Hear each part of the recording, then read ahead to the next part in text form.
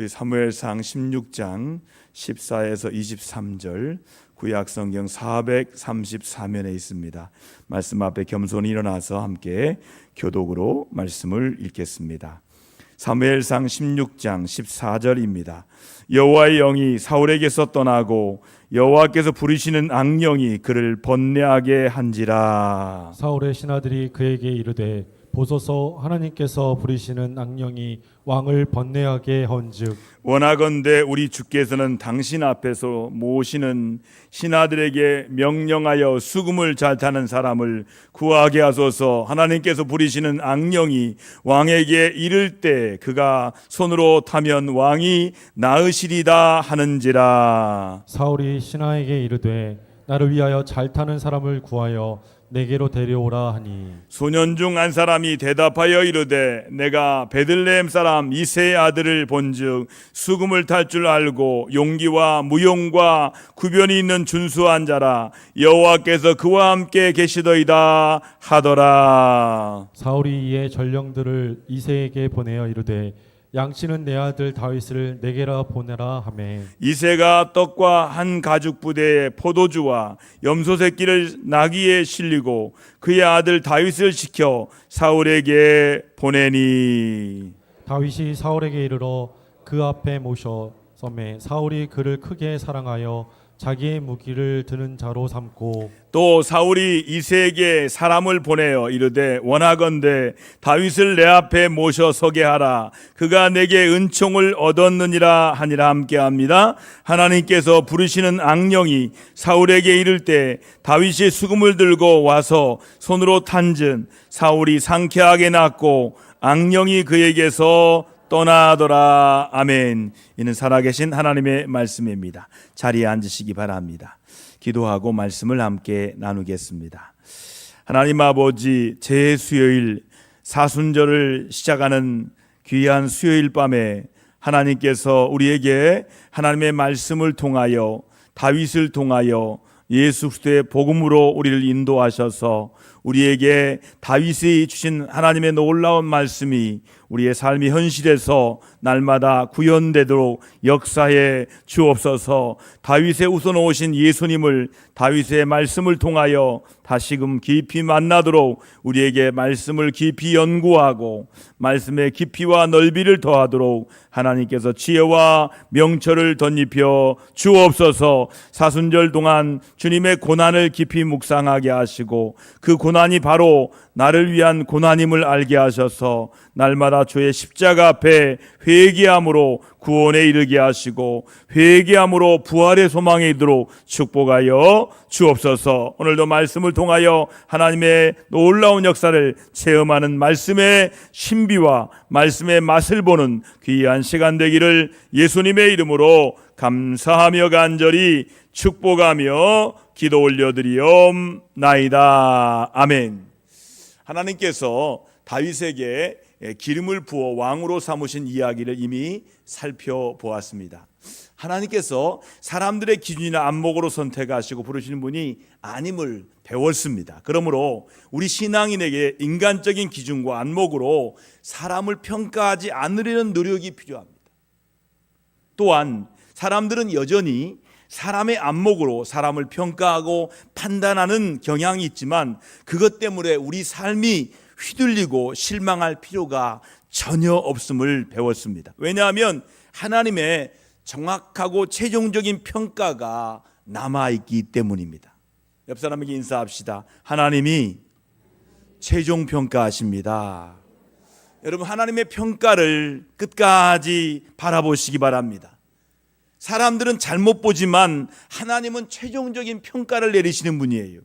하나님께서 사람의 중심, 즉 마음을 보시기에 우리 마음과 하나님과의 관계에 더욱 신경을 써야 하며 하나님이 함께 하시기에 우리가 돋보여야 되는 거예요. 여러분, 그리하여 하나님 우리에게 돋보이는 삶을 살 의무가 나에게 있음을 말씀으로 배웠습니다. 자, 오늘 다윗의 두 번째 이야기입니다. 기름 부음 받은 후의 다윗입니다. 여러분, 기름 부은 후에 다윗의 모습은 어떤 모습입니까?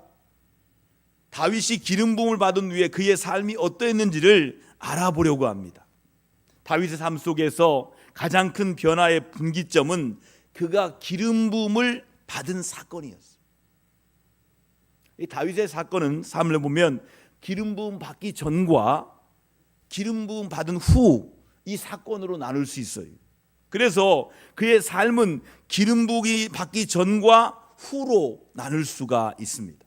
자, 오늘도 시니어들에게 말씀드렸는데 저는 예수 믿을 수 있는 환경에서 태어나지 못했어요. 집안은 불교 집안에다가 또 미신이 섞여 있는 집안이에요. 그리고 엄한 아버지는 기독교를 아주 싫어했어요. 그래서 전 집에서 교회 갈 때도 시골 교회를 몇 번 갔는데 교회 갔다는 말을 하면 다리 몽둥이 분질러질 것 같아서 말도 못했어요. 성탄절하고 이렇게 가면 뭐 타러 가잖아요. 갔다 왔다 하면 다리가 부러져도 맞으니까 절대로 어린 시절에 교회 갔다 온 얘기를 말하지 못했어요.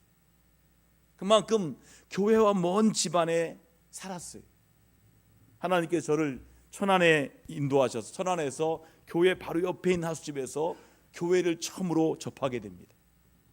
그리고 저는 예수 믿기 전과 예수 믿기 후로 삶이 싹 바뀝니다. 예수 믿기 전에는 정말 내성적이고 사람들에게 만나는 걸 정말 힘들게 하고 제 자신을 너무너무 싫어했어요. 근데 예수 믿기 난 이후부터는 그런 관계들이 열리기 시작하는 거예요. 사람들이 좋아 보이고 또 내 자신이 조금씩 좋아지기 시작하는 거예요. 마치 오늘 다윗의 삶처럼 예수 믿기 전과 예수 믿기 후가 싹 달라지는 거예요. 다윗 그랬습니다.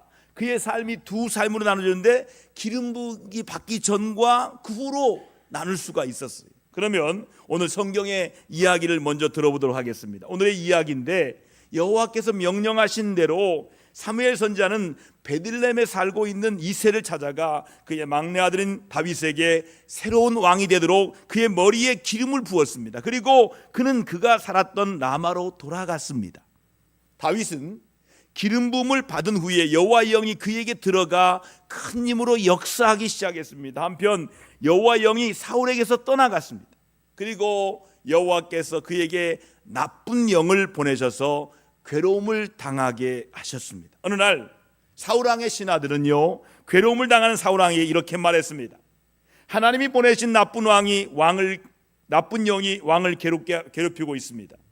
우리에게 명령하시면 우리가 수금을 잘 연주하는 사람을 찾도록 하겠습니다. 여호와께서 보내신 나쁜 영이 왕에게 들어와 괴롭힐 때 그 사람으로 하여금 수금을 연주하게 하면 나쁜 영이 왕에게서 떠나고 왕께서 좋아질 것입니다. 그래서 사울왕은 자기 신하들에게 말했습니다. 그럼 그런 사람을 찾아보도록 하시오.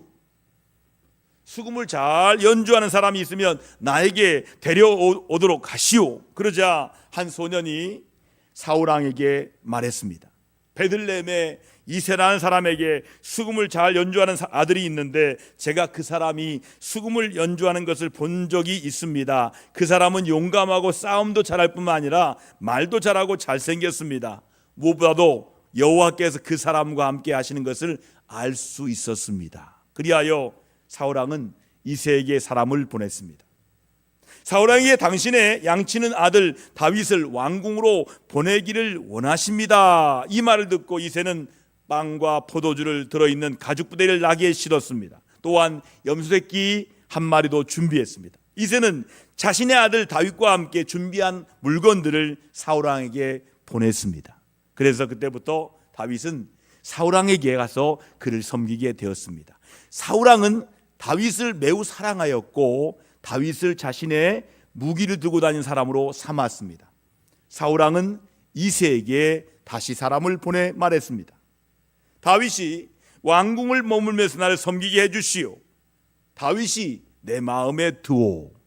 그래서 그 이후로 하나님께서 보내신 나쁜 영이 사울왕에게 들어와 그를 괴롭힐 때마다 다윗은 수금을 연주했습니다. 그러면 다윗 왕이 사울왕에게 떠나갔고 그때마다 사울왕은 상쾌해졌습니다.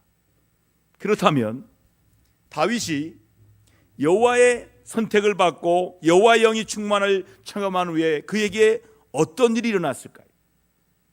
오늘 이야기를 통해서 언뜻 보면 이제 하나님께서 계획하신 왕궁 수업, 즉 자기를 왕으로서의 수업이 시작되는 것처럼 보입니다.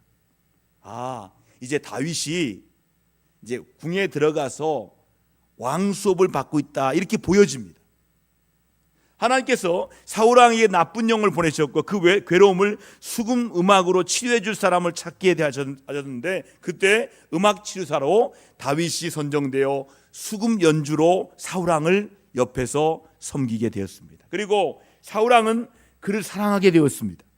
그래서 사울 왕은 다윗에게 왕의 무기를 맡겨 자신을 섬기도록 했습니다. 이 모든 것은 하나님의 분명한 인도하심이며 섭리하심입니다. 그러나 다윗이 다음 왕으로서 기름 부음을 받고 하나님의 영이 그에게 충만히 임했지만 우리가 기대할 만큼 특별한 일은 일어나지 않았습니다. 오히려 그에게 지금까지 살아왔던 것보다 혹독한 시련이 준비되어 있었습니다. 다윗은 기름 부음을 받은 후에 다시 일상으로 돌아왔습니다. 그는 그동안과 마찬가지로 평범한 삶을 살면서 들로 보내셔서 양떼를 돌보게 되었습니다.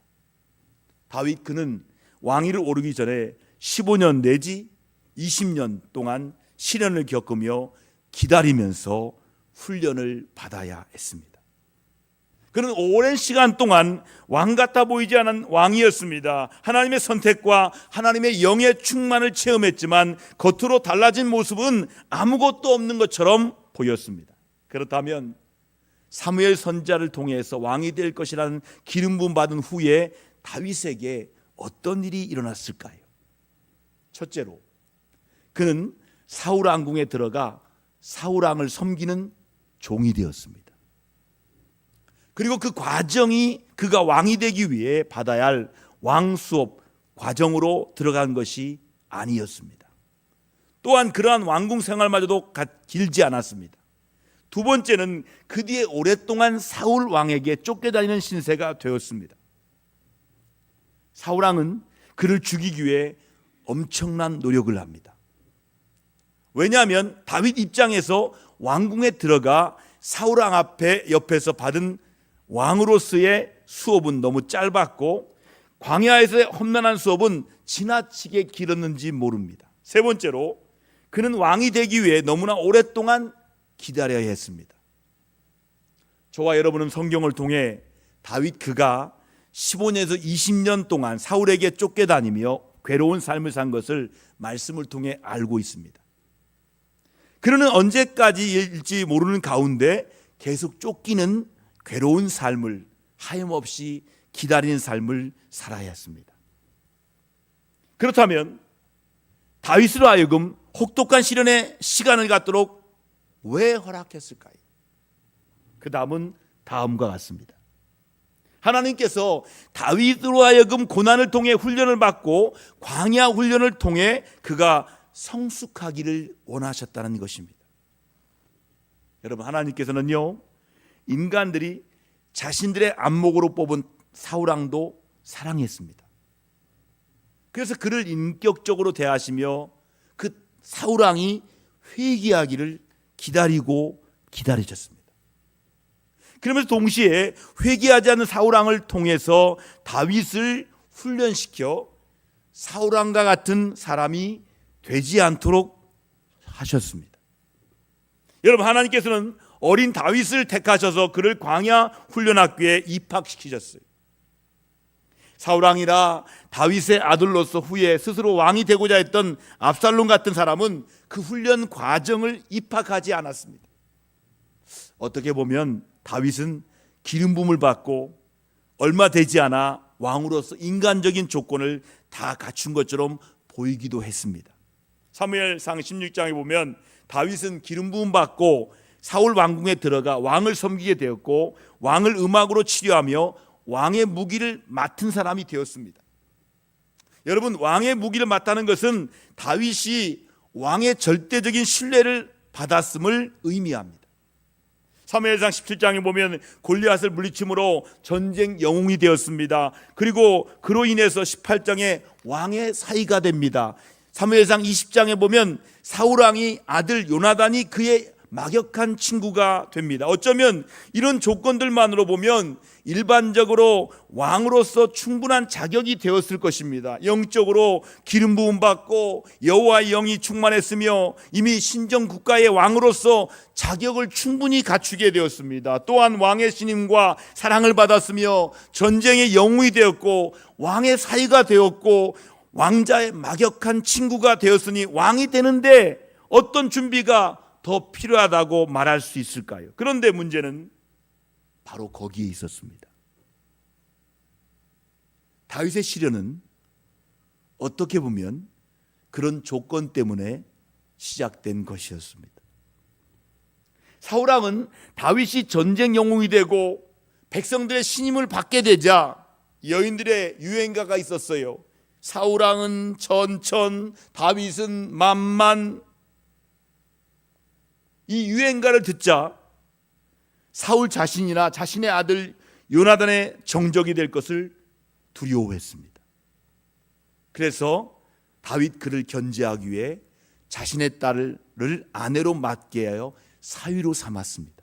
하지만 더욱 두려움을 느낀 사울왕은 결국 다윗을 제거하기로, 죽이기로 결정했습니다. 그러나 우리는 사무엘상 19장에서 보면 다윗이 어떻게 다른 사람들과 다른지를 보게 됩니다. 그리고 하나님께서 어떻게 그를 다르게 훈련시키는지도 보게 됩니다. 사울왕은 다윗에게 수금을 연주하도록 하고는 그를 죽일 목적으로 다윗을 향해서 단창을 던집니다. 얼마나 민첩했던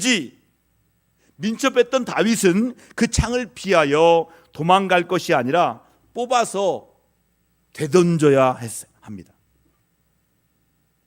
자기를 보호하기 위해서 정당방위하는 거죠. 뽑아서 왕에게 되던져야 했어요. 그렇게 되면 사람들은 모두 그를 정의롭고 용감하고 훌륭하다고 칭찬했을지도 모릅니다. 그는 이미 하나님의 인정을 받았고 전쟁의 영웅이 되었으며 왕의 사람이자 왕의 친구로서, 왕자의 친구로서 모든 지위를 인정받은 사람이었습니다. 그가 자신을 죽이려 했던 정신병자와 같은 사울왕을 죽였다면 그는 사울 왕으로부터 그 후에 받게 될 모든 시련을 단 한 번으로 끝낼 수 있었을 것입니다.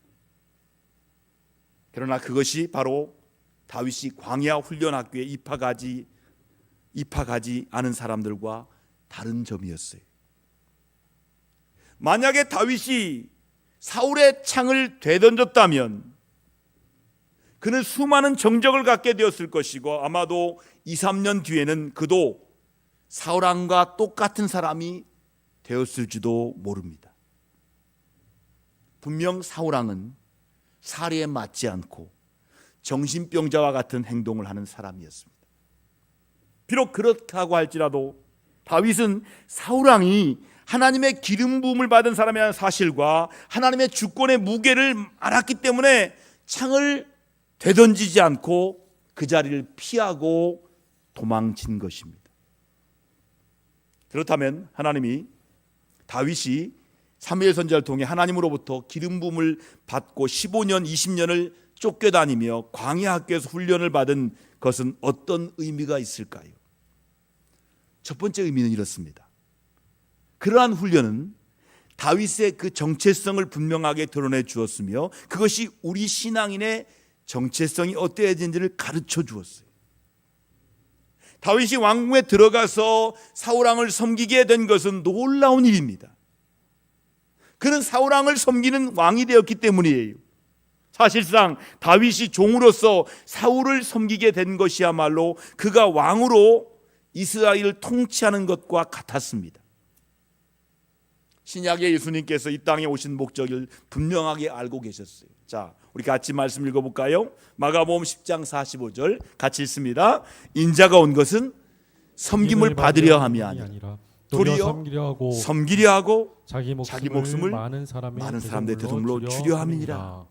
여러분, 예수님의 통치는 섬김을 통해 이루어졌어요. 여기서 우리는 섬김과 통치가 결합되어 있음을 말씀을 통해 알 수 있습니다. 그러므로 주권을 바르게 행사하는 방법은 바로 섬김인 거예요. 여러분, 주권이 어디서 나옵니까?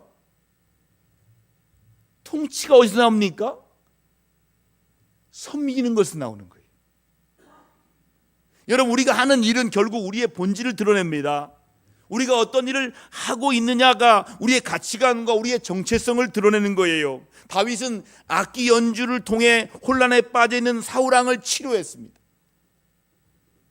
영적 혼란에 빠져 있는 사울 왕에게 하나님의 질서를 회복시켜주는 일을 했던 것입니다. 이처럼 우리 신앙인들은 섬김을 통해서 우리가 가진 주권을 행사해야 되는 거예요. 영적 회복을 통해 사람들을 섬겨야 되는 거예요. 그것이 우리 신앙인의 정체성이에요. 두 번째는 우리는 다윗의 삶을 통해서 예수님의 삶을 보게 되고 우리 삶의 모습이 어떠해야 되는지를 배우게 됩니다. 다윗은 하나님께 기름 부음을 받았지만 바로 왕이 되지 못합니다. 긴 세월 동안 왕의 권세를 누리지도 못했어요.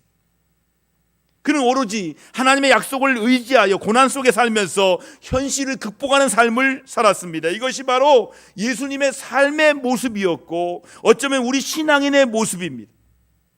여러분, 히브리서 대필자는 예수님의 삶을 이렇게 말씀으로 요약하고 있습니다. 우리 말씀으로 같이 읽어볼까요? 함께 읽을까요? 시작. 그는 육체에 계실 때 심한 통곡과 눈물로 간구와 소원을 올렸고 고난으로 순종함을 배워서 온전하게 되었은즉 자기에게 순종하는 모든 자에게 영원한 구원의 근원이 되시고 대상이라 칭하심을 받으셨느니라.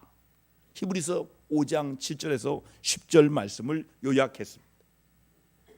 여러분, 우리의 구원의 근원이 되시는, 우리에게 대상 되시는 예수님은 바로 심한 통곡과 눈물과 간구와 소원을 하나님께 드리는 삶을 사셨습니다.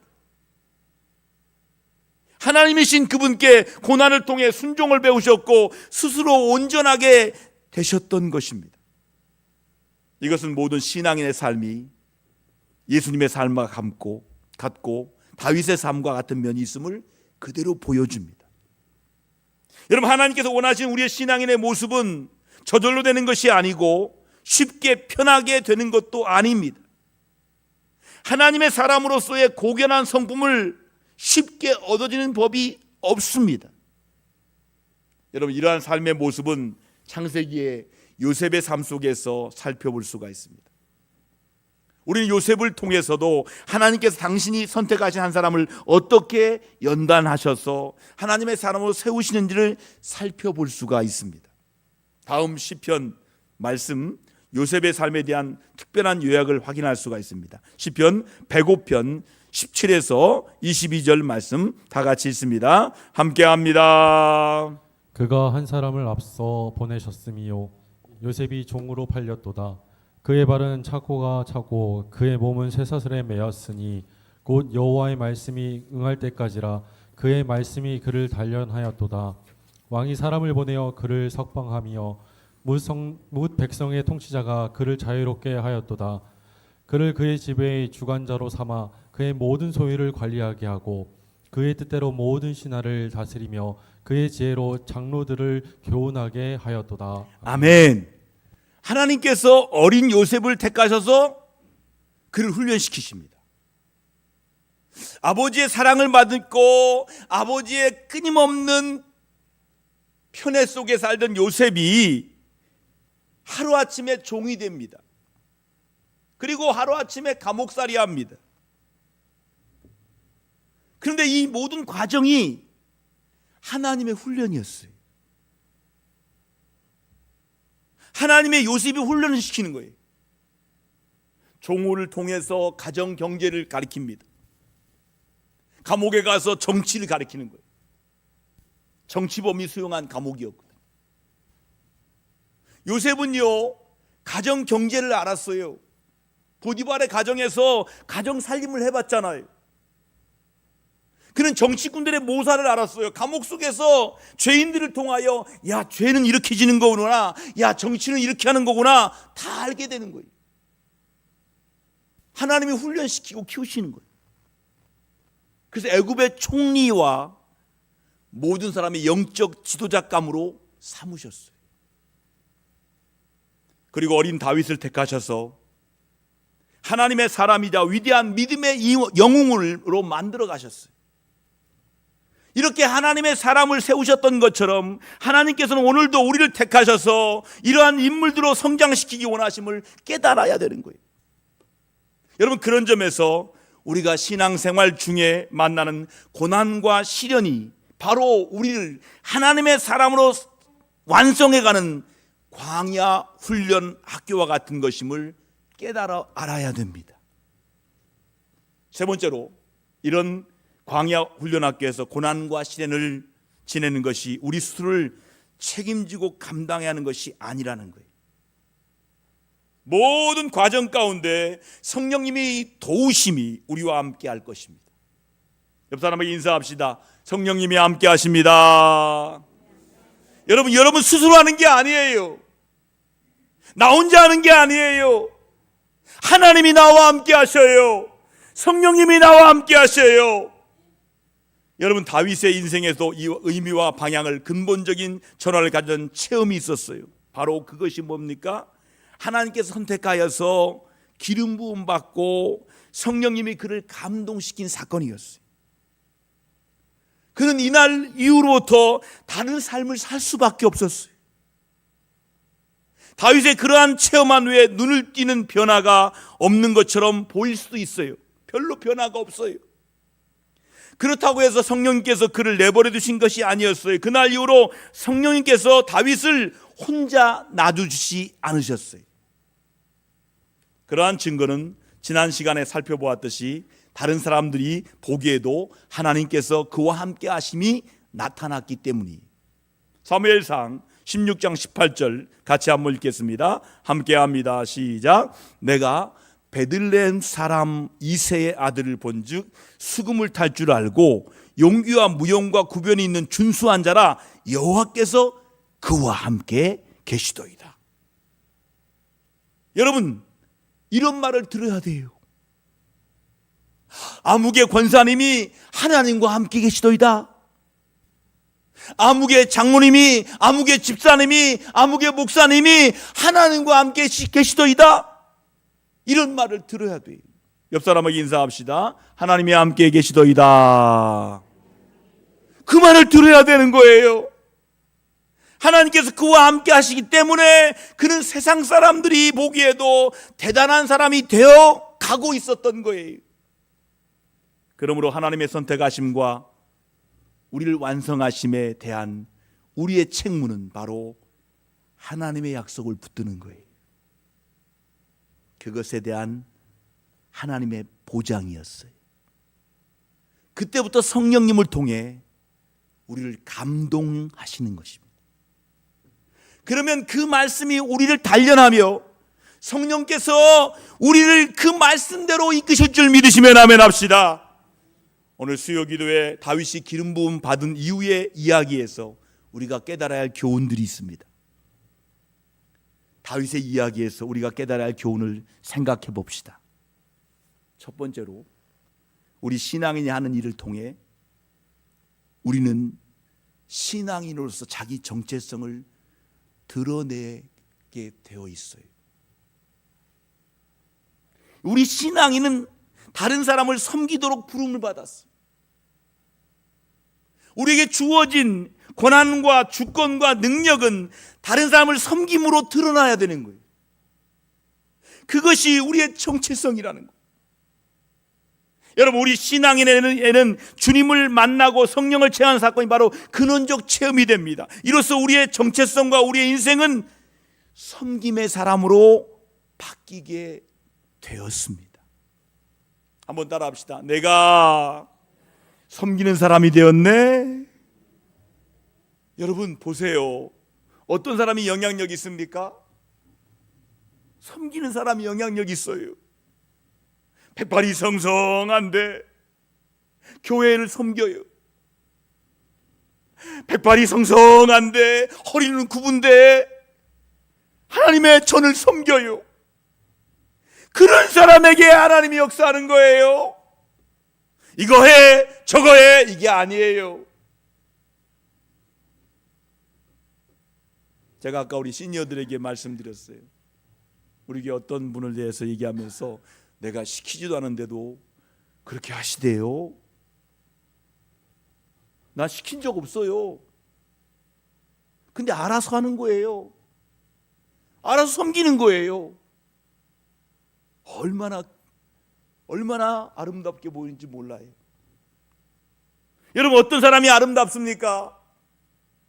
섬기는 사람이 아름다운 거예요. 하나님의 교회가 어떻게 돌아갑니까? 그렇게 섬기는 사람이 있으니까 교회가 돌아가는 거예요. 두 번째는 우리는 고난과 시련을 통해 훈련되도록 부름을 받았어요. 우리가 그것을 거부하거나 소홀하면 하나님의 사람으로 성장할 수가 없어요. 고난과 시련을 통해서 훈련받도록 부름받았어요. 그래서 고난과 시련이 없으면 성장할 수가 없는 거예요. 우리가 세상적 방법으로 살아간다면 우리는 제대로 성숙할 수가 없는 거예요.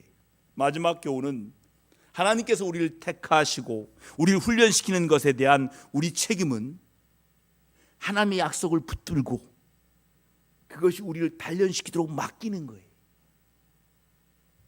하나님의 약속을 붙들고